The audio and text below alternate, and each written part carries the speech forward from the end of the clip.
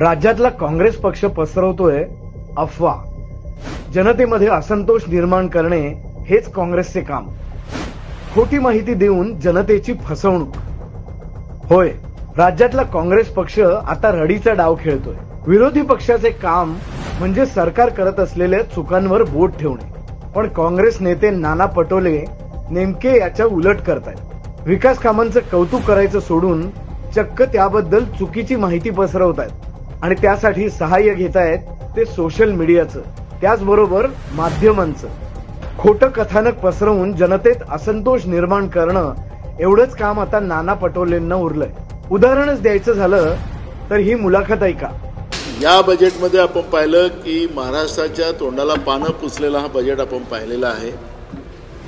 56 इंचीचा सीना या बजेटमध्ये पाहायला मिळालेला नाही. शेतकऱ्यांना काही दिलं गेलेलं नाही. महागाई कमी करण्याचं कुठलंही धोरण सरकारजवळ नाही. महाराष्ट्राला कुठलंही काही दिलेलं नाही. हे बजेटमध्ये महाराष्ट्र विरोधी धोरण नरेंद्र मोदीच्या केंद्राच्या सरकारने केलेलं आहे असं चित्र आपण पाहतोय आणि म्हणून या बजेटचा आम्ही विरोध करतोय. नाना पटोले, खोटी माहिती देणं बंद करा.